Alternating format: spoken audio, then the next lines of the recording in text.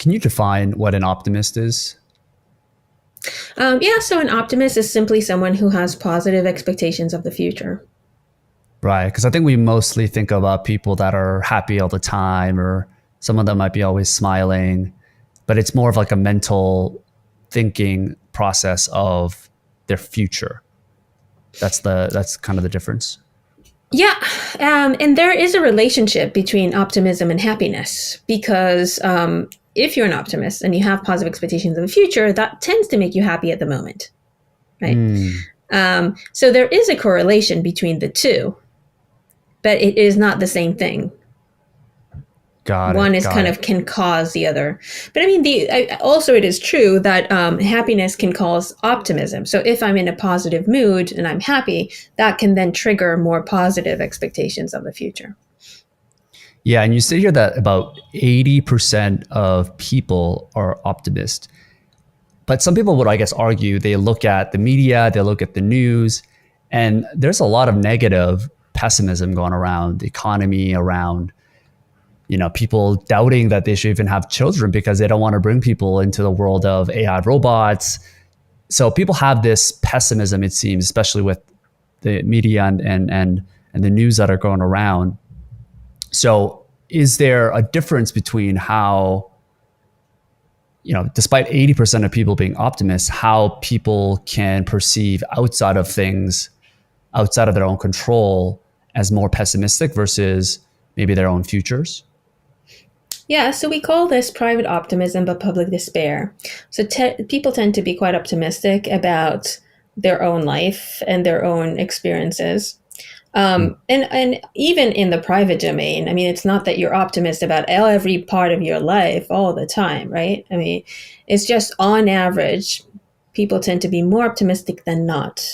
And again, it could be that you're optimistic in your professional life, but not in your personal, romantic relationships or something like that. But on average, people tend to be optimistic about their own prospects. On average. Mm. And at the same time, on average, they do not tend to be optimistic about public questions, right? Questions about what's going to happen to my country, where is my leaders taking me, and so on. Climate change. So there's definitely this, what seems like a contradiction, but can be explained in several ways. The first is, as you mentioned, is control. The reason we are optimistic about our own life is that we have a sense that we're in control of events that happen in our life, more so than we actually do have control. And Right. if we have control, that means we can steer the wheel in the right direction. And so we're optimistic about the potential outcomes. When it comes to public events, we do not have control. And even if we're overestimating our control, even in public, we most of us realize that we don't have much control.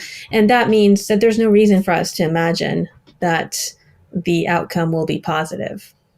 That's the first reason why there's a dissociation. The second reason is, in fact, to believe that you will be doing well while other people on average will not, in fact, puts you in an even better situation, right? I'm doing well despite the Right. fact that the world is going to, Oh, interesting. downhill. Okay. So it's almost like a contrast. You think people do Hmm. that in order to make themselves feel good, knowing that the outside world is not as great as how they perceive themselves inside? Again, none of it is conscious, right? But I think it puts you in a better view, right? You're kind of thinking of yourself as in a better position. It's rather than saying I will be doing really well and everyone around me will be doing well. Well, that's less good, right? Because people tend to, studies are very clear on this. People tend to estimate where they are relative to others. And if you ask people, do you prefer to, make 100,000 a year when everyone else is making 150, or make 70 a year when everyone else is making 30, and all else being equal in terms of how much a dollar is worth in terms of power of purchase, they prefer to gain a little bit less as long as there Mm. are like the big fish, right? Yeah. Because we're always comparing ourselves to each other. So it really varies based on how the people, particularly people around us, are doing. I wonder how social media affects our level of optimism when the level of comparison is only skyrocketed. With the tap of a button, you can see people living their vacation life, posting their highlight reels. Has there been any research done on the optimism levels of maybe younger generations that have grown up with social media versus people that did not grow up with social media? Hmm.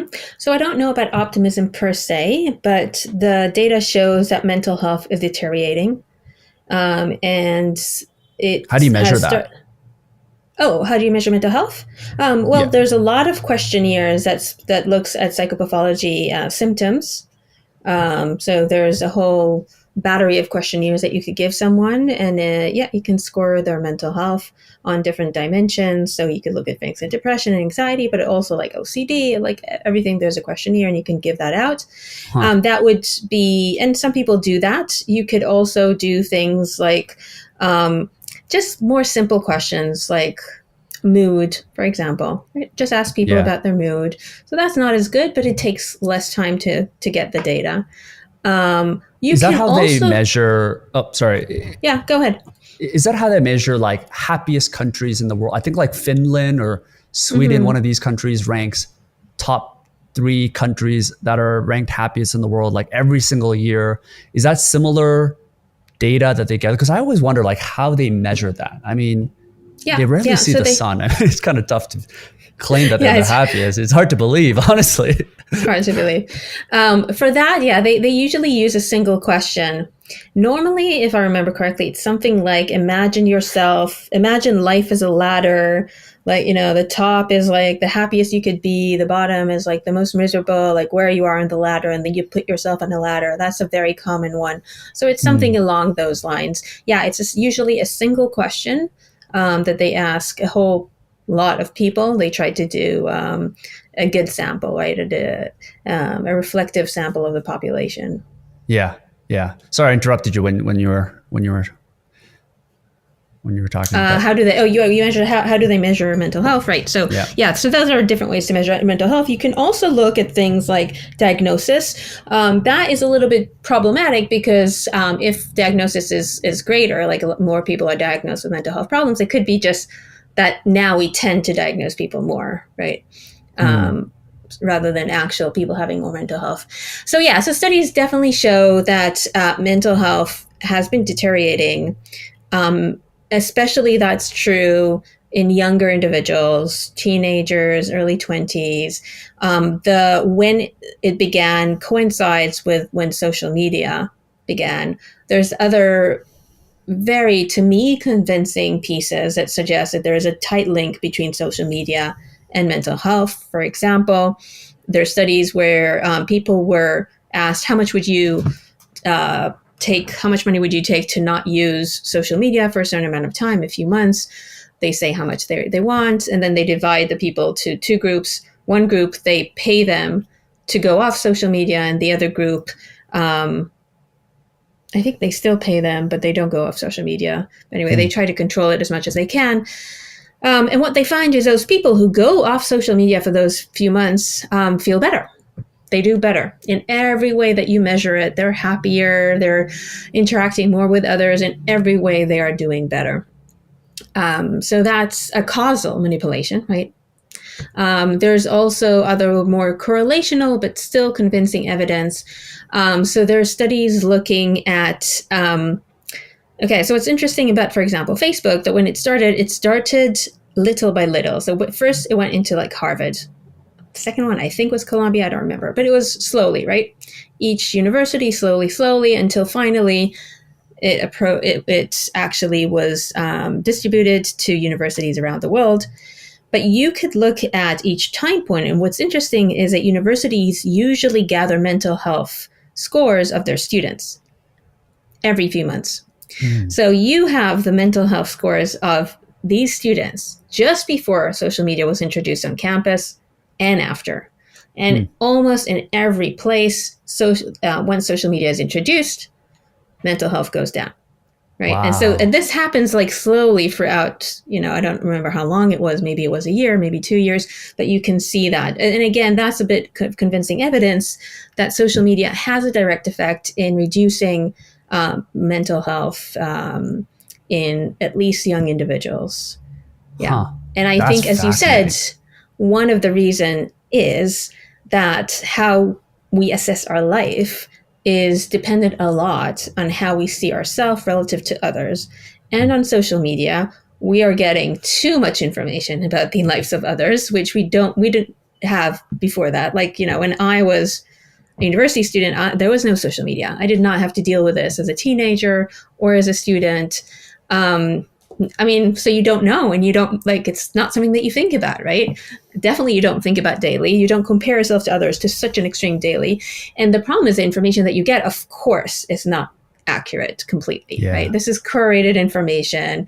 And while maybe you know this in the back of your mind, it's still in front of you every single day, right? It makes you feel pretty shitty. And so that is one reason. I think the other reason is this constant focus on the outside, right? Instead of focusing on yourself and your life and what you like to do and, what is interesting for you and getting this kind of reward from the inside, you're constantly focusing on the outside. How much other people would like my post? What other people say? And you can't control other people, right? As Right. much. Right. I think this shift from looking inside to looking outside is another huge reason for the mental health effect. Yeah. I have some friends of mine that are like actors or in that world of Hollywood, and they talk about how, even in their own profession, how it is really one of the most mentally draining professions that you can have, because Mm-hmm. often people that are going into it, they wrap their entire identity, their purpose around succeeding as this profession. They take it so seriously. And no matter how great they are, oftentimes they have things that are outside of their control, gatekeepers that will decide whether they get to be in the club or not. And maybe it's a little bit different now, but that's generally the way the industry works. So you're constantly wrapping your entire identity, your profession, your well-being, Mm-hmm. you're putting a roof on top of your head around external validation. And it seems like one of the most miserable jobs you can have. No offense to actors, but that's like seems to be like one of the worst professions that you Mm-hmm. can have around mental Yeah. health, honestly. Um, what are some of the other things, particularly in the modern age, that are harmful to our mental health? Um, Beyond social media, I guess potentially the rate of change could cause anxiety, Mm, which again is related to technology, right? But some of it is not, right? The pandemic was not necessarily related to technology. I feel like um, there's been a lot of change and uncertainty in the last decade, more probably than a lot of times in history. Although you can go back in history to some World War uh, One, World War Two, and then the some of the last pandemics and so on. So I don't know if it's necessarily something that is true now that hasn't been before.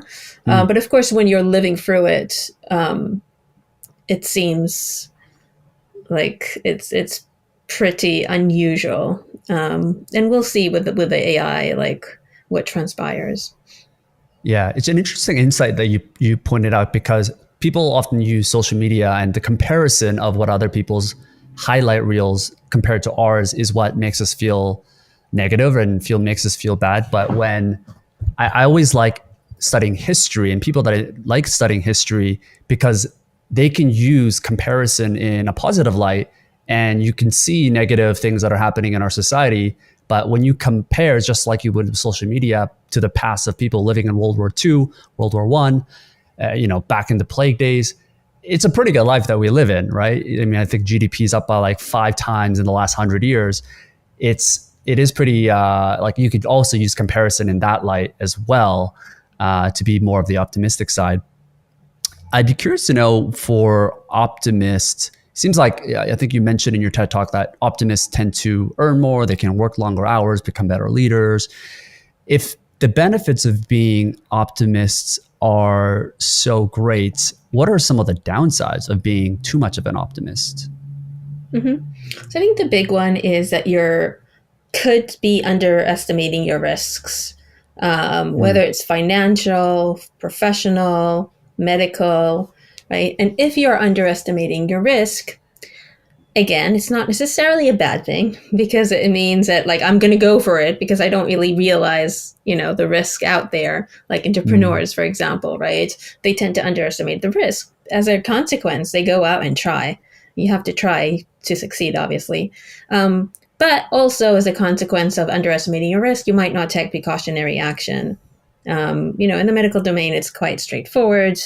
I think I'm going to be okay. So I continue to smoke. I don't put a helmet on when I go bike. I don't go to medical screening.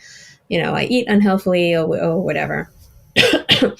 So, or COVID, people were underestimating the risk and not taking precautionary action. So it can cause harm in that respect. And again, with finance, you see it a lot as well, right? yeah, There could be like severe loss because of risk underestimation. So it's kind of like a two-edged sword. You marriage need to as well, right? underestimate, right? You're underestimating the likelihood of divorce because if you weren't, it would be very hard to actually go out and get married. You have to be like, Yeah, well, we're gonna be okay. For me, it's not 40%. Um, on the other hand, then you don't have a prenup. Well, maybe we'll end up badly. yeah, yeah. I also heard that men tend to overestimate how the opposite sex perceives them, meaning they think that the opposite sex, whether it's through eye contact or whether it's subtle text messages, they think Mm-hmm. that they're more attractive to the opposite sex than they actually are. Mm-hmm. And females tend to generally be the opposite. And I don't know if that case, I mean, I guess you could argue that women are attracted to confidence and that could serve them. But yeah, I found that to be an interesting statistics in terms of like what an optimist would be like in a dating world. Mm-hmm. Yeah, and again, I mean, you have to be a little bit of that to act, right? To reach out, to take Mm, the first step. yeah. And yeah, you're going to get rejected at times, but your likelihood of succeeding is greater the more you try. So overall, bang for buck, that you would argue that being an optimist in all aspects of life tends to have a more positive result than constantly being the pessimist or the realist. Yes, absolutely. The data is very, very clear on that. But that does not mean that you can't take action to protect yourself from the potential negative outcomes, right? So Mm, it's not about changing my optimism. It's about saying, okay, I realize I'm an optimist and, I think I'm going to bike and it's going to be fine. And I still believe that, but I'm going to nudge myself into like wearing a helmet, right? So kind of think through like, because I'm an optimist, what are the potential negative consequences of this? I'm not changing my predictions, but I'm putting in some policy to protect myself, whether it's like you as a person or organization, or mm, maybe a government. Um, and that's kind of it's like a win-win, right? You have the optimism, you have like the motivation, and at the same time, you thought through, given the data in front of you, what is potential negative outcomes of this optimism, and what you can do mm. to kind of like navigate away from those outcomes. Yeah. Yeah, I'd be curious to know like how effective you think this is. So the Stoics, the Stoic philosophers, they had this thing that they used to do, which is called negative visualization. It was like a premeditation of evils, where they would Mm-hmm. perceive the worst case scenarios. They would basically wake up and become the ultimate pessimist. Like my parents are gonna die, I'm gonna lose my job, I'm gonna be killed by one of the enemies by next door. And for them, that was like a way to level out expectations so that they can actually appreciate the good things that they have in life by starting their day with such a negative outlook in terms of the visualization aspect. when you see that, and you see that from your perspective as an expert that has all the data, how effective do you think that would actually be for someone to be more optimistic? Mm-hmm. Yeah, what you're describing is a bit like being a parent. You're kind of like, they're going to go on the Yeah. bike, they're going to like Yeah. fall, That's they're another going way to to get look at it. killed. Yeah. And therefore, like, I'm going to make sure that they wear a helmet, like, Yeah. so basically when you have kids, you do this all the time. You're always like one step, ahead of like, they're going to fall, they're going to, Right. whatever it is. Now, I wouldn't necessarily recommend it as like a practice for let's meditate on like the worst case scenario, and of course that can definitely enhance anxiety. Yeah. um, Right. I can see the benefit of, we do need to think through sometimes like what could happen so we could take action to protect Mm. ourselves. That's true. I don't know if we have to do it every single day to such an extreme. It seems very intense, um, right? yeah, but I mean, the point of doing things like that in order to make us realize of the good that we have, and you've mentioned two things, right? You mentioned like we can compare it to the worst possible scenario that could happen. We can Mm. compare it to like past events that happened to other people, like we were talking about World War II and so on. So that is something that's worth thinking about. And in fact, this relates to my new book that's coming up in the end of February, which is all about how we kind of like habituate to things that we have in our life that we no longer really realize or notice or feel how great they are. Right. Right. Exactly. Right. Like you were saying, we're like, well, I mean, actually, we're living at a great time. GDP and so on in terms of how things were in the past, but we don't really notice it anymore because we're used to it. It's Right. constant. That's what we like grew up with. So, and it's true on a global level, it's also true on a private level. Those great things in our life, I don't know if that background is real, but let's say it is. It's a wonderful house. Looks, it's really pretty. Yeah. But like, after you've lived there for a while, you don't longer like see it or appreciate it, at least not as much. We habituate, right? And so the Mm. question that we're asking is, what can we do? What can we do kind of trigger it again, right? And I think you've mentioned two good things, which is like we could use our imagination. And actually, that's something we do talk about. Let's imagine not having the house, imagine not having that spouse, imagine not having that family. You just do it for a short while. And you're suddenly like, it's not like that. Thank God, right? Yeah. And appreciate it again. And then physically also, if you were to change your environment for a short amount of time and come back, you usually are able to kind of see again what you missed. And Mm. funny enough, it also works for the negative. So let's take social media, which we actually have a whole chapter on, as an example. But, there's a lot of bad things that we do have in our life.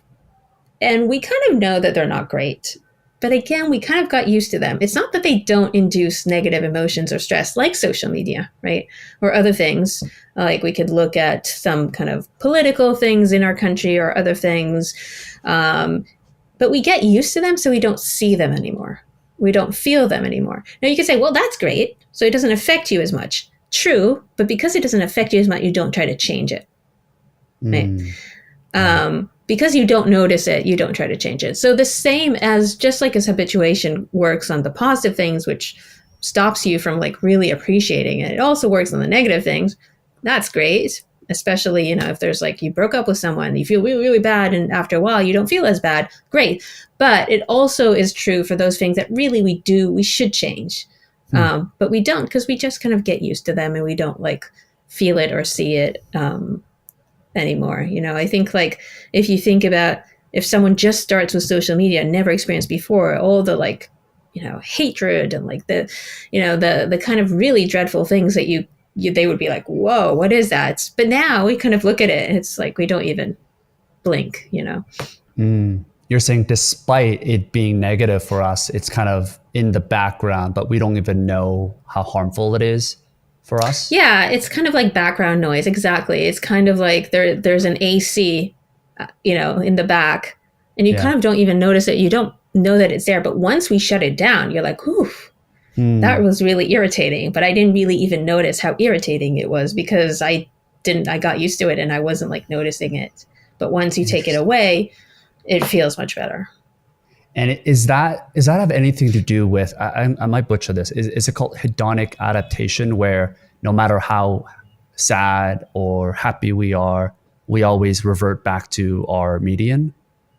Yeah, so that's exactly right. Yeah, emotional adaptation, hedonic adaptation, and the phenomena is not only about emotion. It's basically related to very basic phenomena by which you get used to everything, whether it's like we said, auditory stuff, or like you jump into like cold water, you feel the cold at the beginning, but your brain kind of adapts to it, right?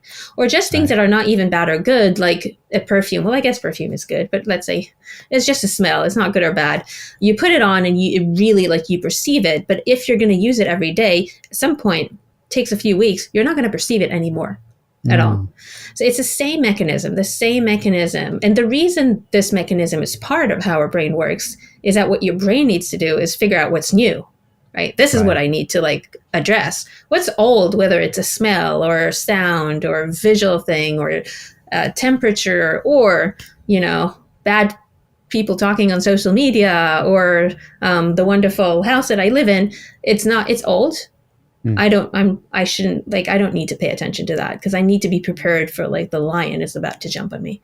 Right. So would you say then that something like negative visualization, I mean, I think one of the Roman emperors who like really preached Stoicism, Marcus Aurelius, he was like the emperor. He was like one of the most powerful people on earth.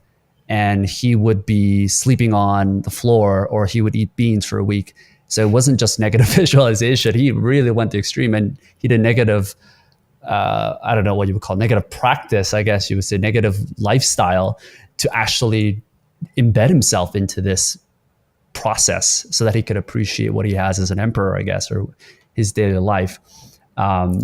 Is that one avenue you think people should take, whether it's probably through imagination? Hopefully no one's just going to sleep on bed of nails or something.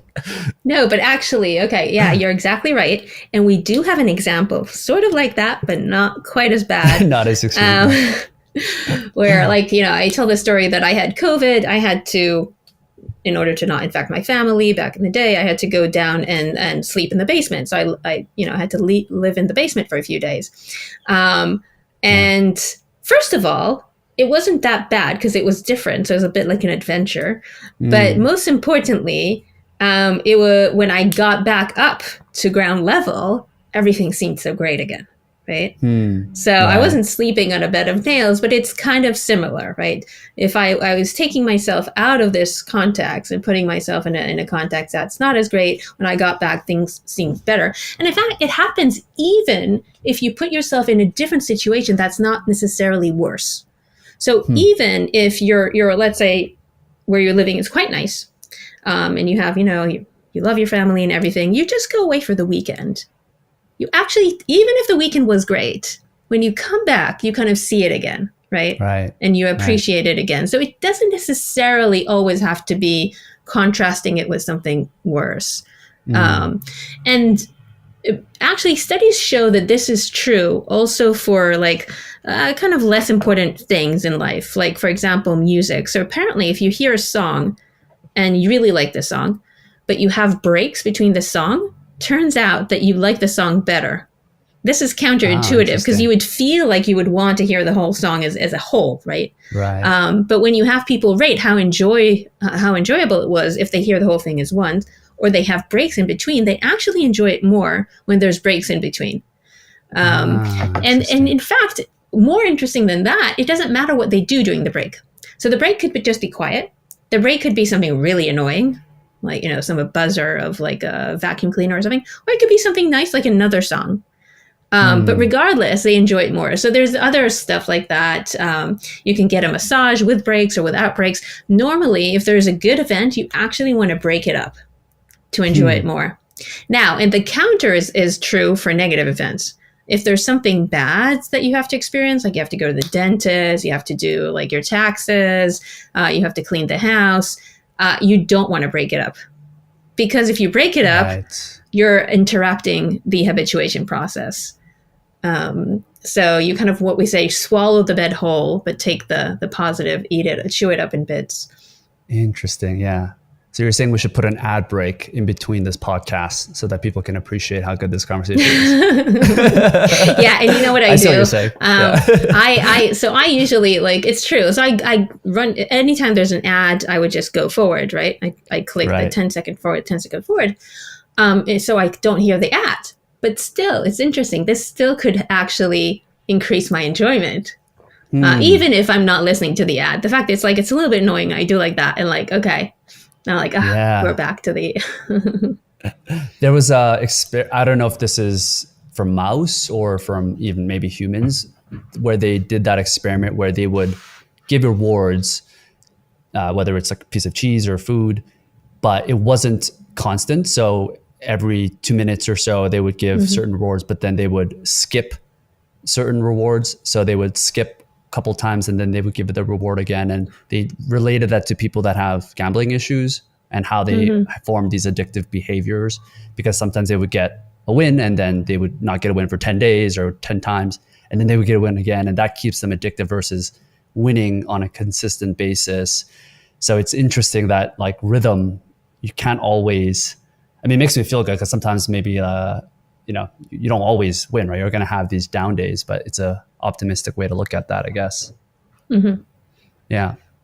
I want to shift to decision-making a little bit and relate that to optimism, where, when we're making these like big decisions and kind of going back to negative visualization. So my mom is facing a lot of issues with her hands with arthritis, and I'm trying to convince her to get into stem cell therapy, which in the US is very different than different parts around the world.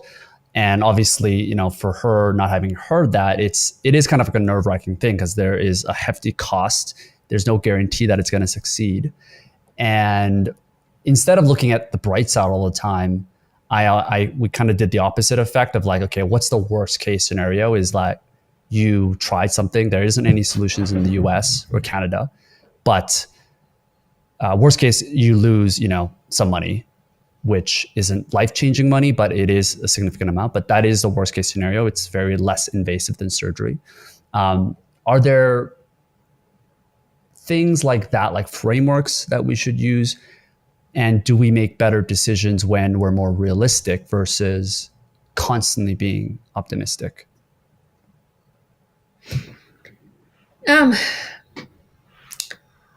I don't think there's like a straightforward answer to that. As we said, I mean, it definitely matters what exactly the context is and so on. As we said before, you will take more risk if you're an optimist and if you look at it in an optimistic way.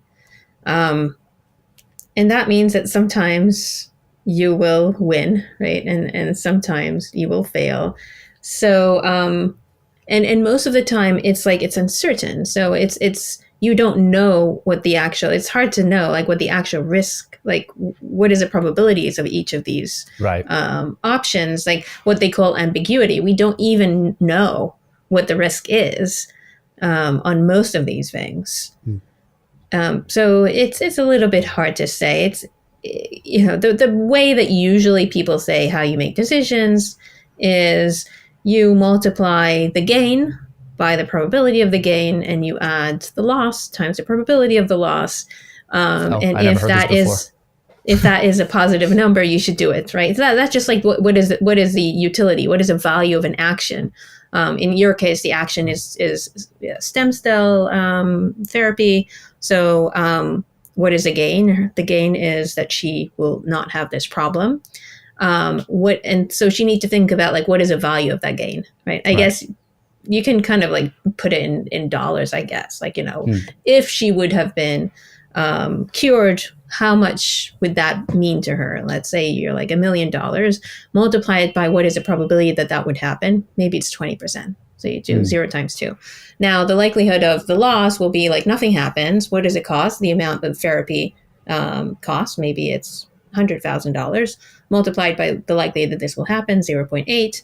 And then you just add these two things up and you see if it's a positive number or if it's a negative number. If it's a positive number, she should go ahead and do it. If it's a negative number, she shouldn't.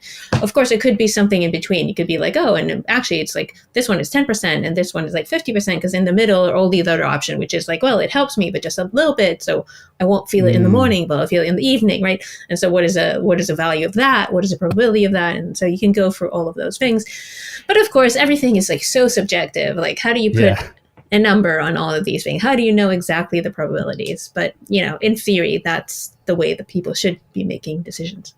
I've never heard that before. That's so fascinating. It's like a equation. I've heard different frameworks, like some decisions are irreversible. I think Jeff Bezos from Amazon, he has type 1 decisions, which are reversible, and type 2 are irreversible. If it's irreversible, you take your time. If it's reversible, you just make that decision right away. So it's about speed.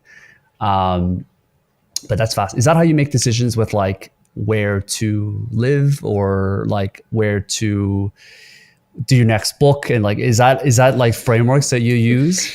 No, I don't think I use this framework, but I think, and also this is a description of, I mean, to some extent, we think that people do this in, again, an unconscious manner, meaning that the brain kind of does this.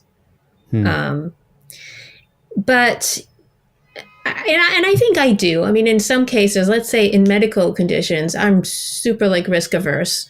So if you tell me there's even like a slight risk of, like dying or a slight risk of like having to go for anesthesia, I would put this like the value is like negative, like infinity, right? Wow. So I don't know. So then the likelihood that it's not about, no. So okay, optimism is about probabilities, not about value. Okay. So an optimist will think the likelihood of a bad thing happening is low. It's not someone who would say, I don't care if a bad thing happens, right? So the value that I put on, let's say, this is not necessarily true, but you say, oh, okay, at this operation, you might lose your hand. Okay, so you need to figure out whether it's worth it for you. And there's some benefit. You're doing it for some benefit. So what the question is, what is the loss for losing your hand? You have to put a number of it.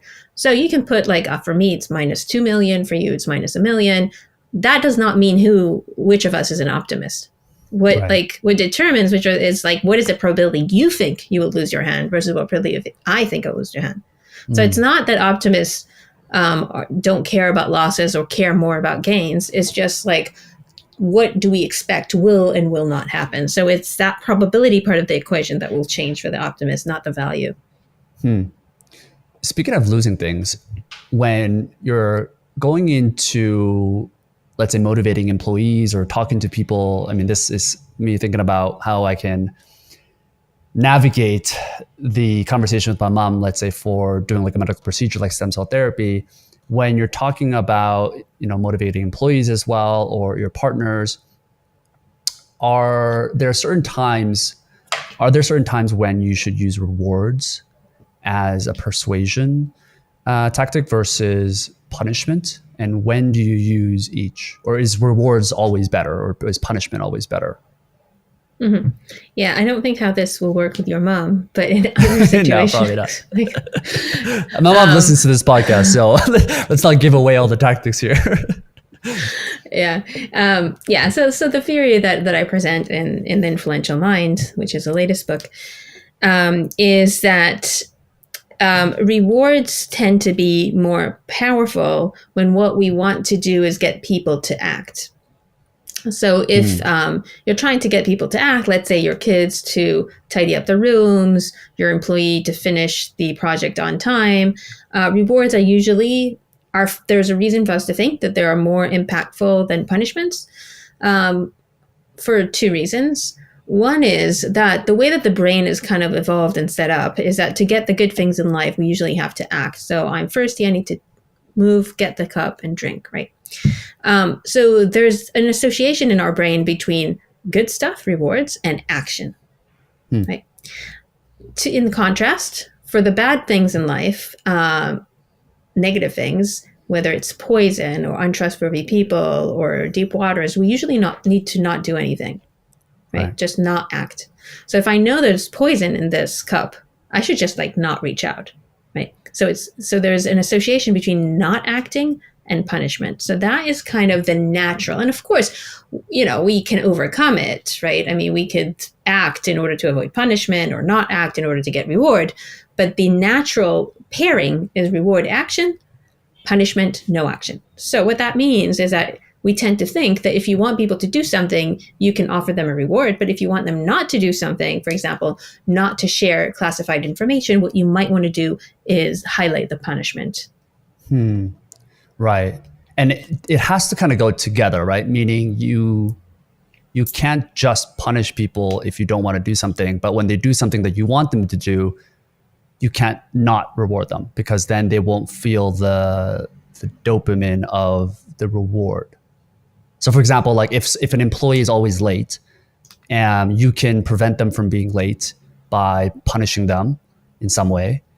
But if they're on time or if they're early, would they continue to be punctual if you don't reward them? So I think being late, I would actually conceptualize that as an action. You want them to be on time, right? It's not that you don't want them to do something. Right. Because being late is not like a non-action. What you want is that person to be there on time. So I would suggest reward anytime they get there on time. Yeah. Right. Yeah. I mean, when it's like not acting is like get your kids not eating the cookie. Right. That like what you want is actually like a non-action. Right. Right. Yeah. Yeah. Fair. And in relation to that, one of the things that I always wonder about is giving feedback. So to employees or to people that you care about, and this also relates to good news or bad news.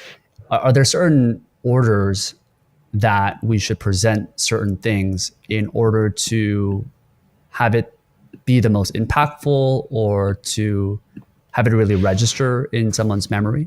So if I'm giving them feedback, should you always start with bad feedback and then present the good stuff? Or should you praise them and then be like, but here are some things that you should work on? Mm-hmm.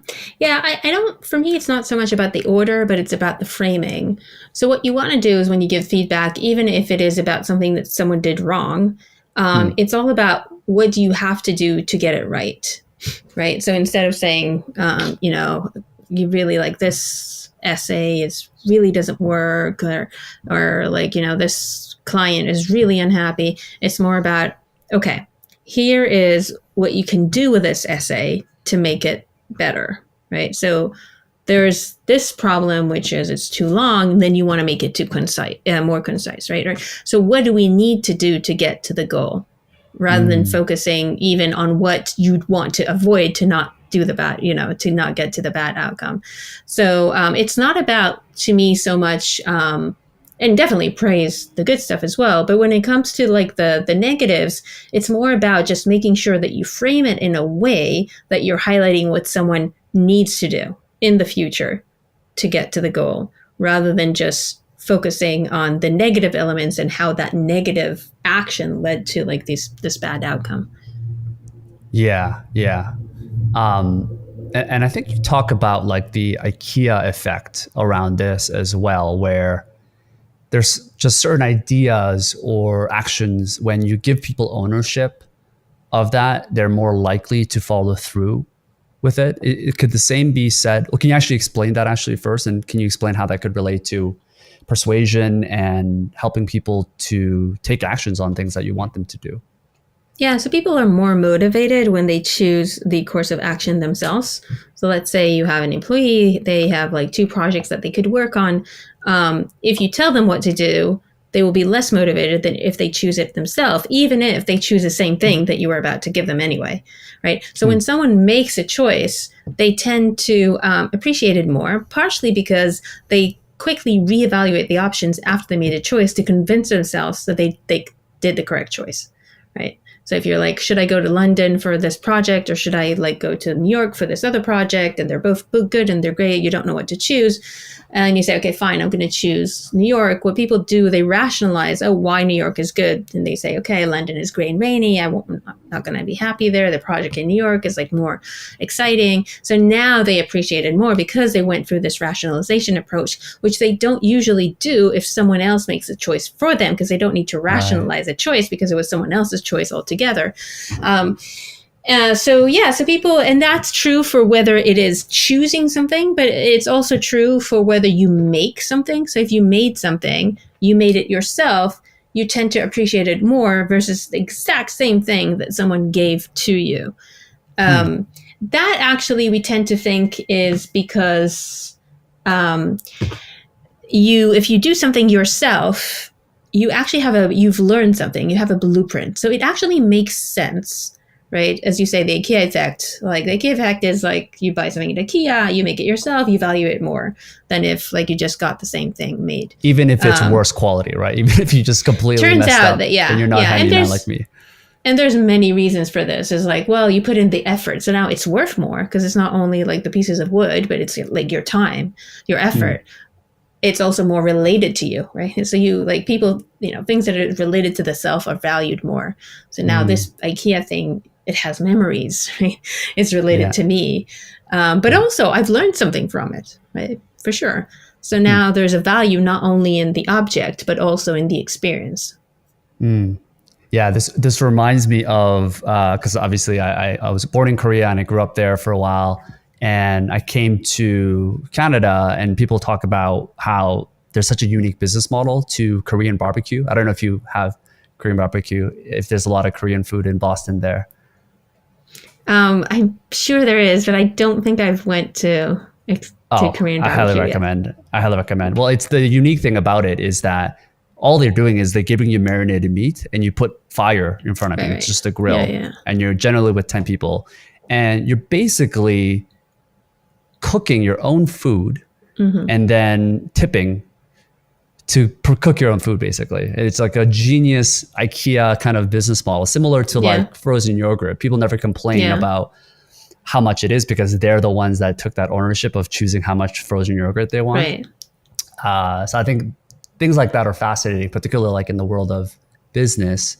Final question for you around how we can apply this to negotiation when you're talking about giving people ownership or maybe even different things around influence or persuasion. If someone is negotiating their salary or they're negotiating anything in life, what are some of the tips that you would recommend that have proven to be useful? Yeah, so I think the idea is that you need to think whether you could get the other person to come up with a solution that you want, right? Right. If that's possible, to have them think that they came up with it rather than telling them why something is good. And actually, I made this exact mistake today. where we had to choose a cover for the upcoming book, and I really preferred one over the other.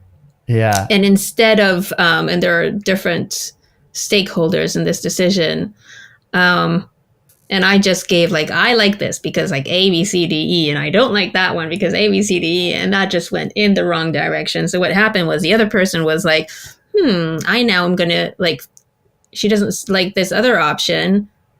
I'm going to think about contradicting reasons why actually it's a good option, right? Because it's one of the options. I think at the beginning, they may have not had a preference, but now they're like, wait, no, I don't disagree with that. So that was like not a good approach at all. Okay, I should have thought about that a little bit more carefully. Let's play this out because obviously I hope it's not a final decision. So if you were to email them back or get on a call with them, and you now have the second chance to convince them to pick the book art that you want, how would you approach that? I would maybe ask questions that would lead to the benefit for the other book. I would be like, okay, so which one do you think, like what the advantage I think, which one do you think is like more original? which one do you think? Which one do you, is this?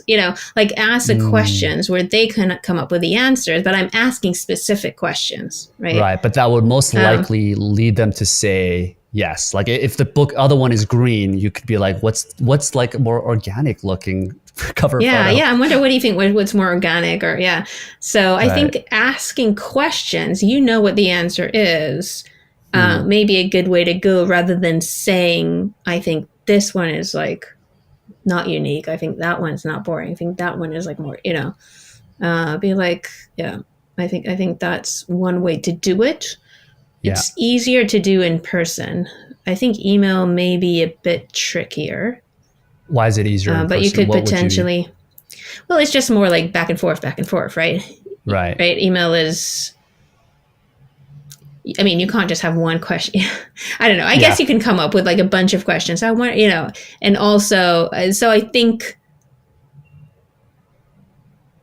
if you have a conversation, people will organically answer that question without like thinking about it a lot before, um, and thinking about, well, I'm answering the question, but maybe I'm saying something else. When it's an email, you kind of think about it more. Yeah. Um, yeah. Is there also differences in the body language when you would be doing it in person? Like maybe you're not as desperate. You're like, what about this one? Maybe you're kind of careless, right? You're a little bit indifferent.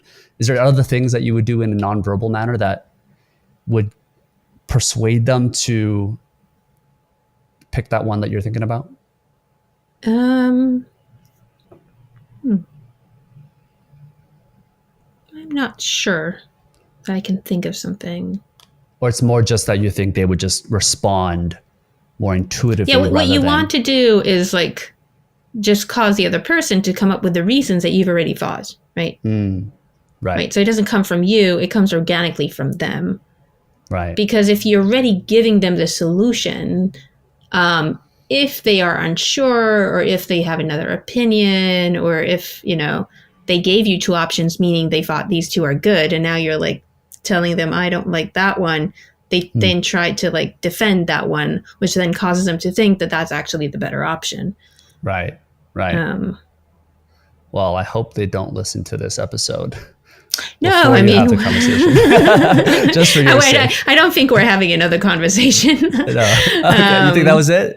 You're not going to try again well, I mean, I don't think we're having an in-person conversation. about that, right? But yeah. Um, anyway, All right. I think the Well, podcast will be much after the decision has been made.